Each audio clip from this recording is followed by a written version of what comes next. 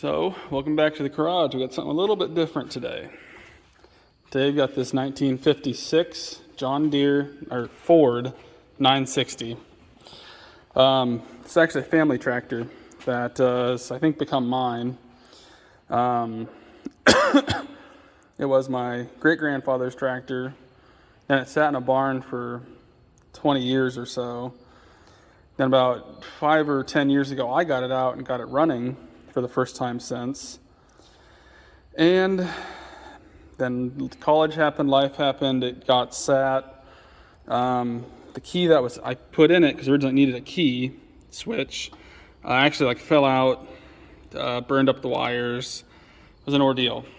So then I put this new key switch in it that was supposed to be for it. Since then, I've never had it run.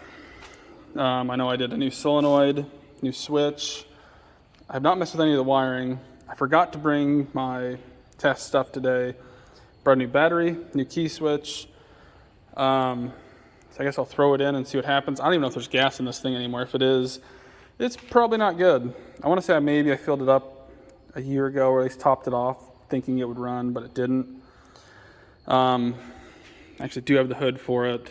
This is the original exhaust that comes off it and goes up, but something was broke. Yeah, this cast piece right here is broken. So that's why we just took it off. I used to use it quite a bit. Ultimately, I like to get it running. To use it as a plow tractor. But this thing just has so many weird little things cobbled. I don't know if we're right. Like that's a piece of chain. There's only one hydraulic hose that still works. This one looks like it's been snapped off or something. I really don't know. I don't know much about Fords. I know these 960s are also harder to find, so I don't exactly know. But there you can still kind of see the old 960 emblem. Ford, obviously. I believe it was a 1956. So I know I did change the oil in it. I believe I did top off the rear end oil when I did all this. The brakes do not work. I was told I think my grandpa got it in 58. The brakes never did work. So I'm assuming everything's just out of adjustment. I know we do still have the loader that was on this thing originally. It's kind of why I think this front end bracket's here. So if I do get it going, maybe I'll mess with the bracketry for that and try to make the loader work. But one step at a time. I know everything did work when I had it running. So I'm going to go ahead, swap out this key switch, get the new battery in, hope there's no smoke, and see what happens. So I also don't remember if this is on the right wire or not. I think I might already cut. Nope, it's paint. I thought I cut myself already. But yeah, I'm going to go ahead and get on that. And let's see what happens. I said I'd like to have this for my plow tractor. If nothing, I have a John Deere 40 that I would like to also get into. It needs tubes in the tires. I had it running this spring. It was another one that kind of ran on for a while, sat for a long time, quit running. I got it running, and now it's sat again.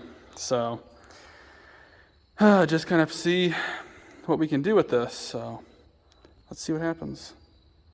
All right, so I got the new key switch in. I got a battery in. Battery's been on the tender for a few days, so it should be charged up. Now let's see. It's not tight enough yet. Even though I just had it as tight as it'd go. I'm just gonna hold that real quick and turn it. Wow, this key is a junker.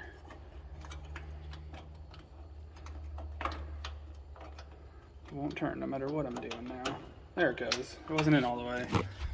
That could be a large part of the issue. So, that ammeter moved? No, it didn't. Okay, I was hoping it would. Well, let's see. Still nothing. Now, I'm pretty sure that if I go ahead, touch these two together, and that's the wrong side. Should be touching this post with that. If something were to happen, couldn't really see. If I touch, this is really hard to do with one hand. That post and that post, if that was touching and something was happening, which it's not, then I'd know that that's how it should be. So I'm gonna do a little bit more looking into this real quick. see what I can see. So I actually went ahead and did a little bit more research on this Ford 960. This is the starting solenoid that was sold to me by a dealer. After 30 seconds of research while sitting on that four-wheeler, I learned that a 4-post solenoid does not work with these. So, new solenoid's installed. Push my button. And she wants to go. Now I don't know if there's even any fuel in this at all. Probably not. She looks pretty dry. But for the sake of my own curiosity, I know this is a terrible thing to use. I'm going to give it a little bit of ether. See if she pops off.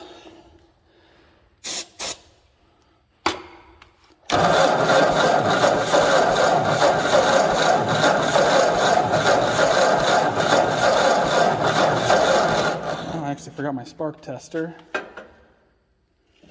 So, I actually don't remember which way is throttle up and which way is throttle down. That's closed. So, that must be up. Yeah, no, that's still closed. Where's my choke? I wonder if I was choking it. Yes, I was, so probably nothing got in there. Ooh, that's better.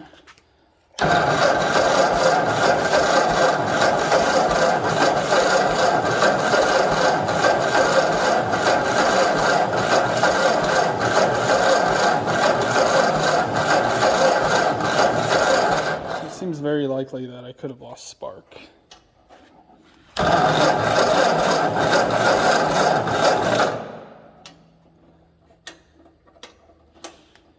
But yeah, now I guess I'll check spark. Alright, so we're back with the tractor. I got a different battery in. I believe I lost spark, so I cleaned up the points and everything. And a little bit of that guy in there.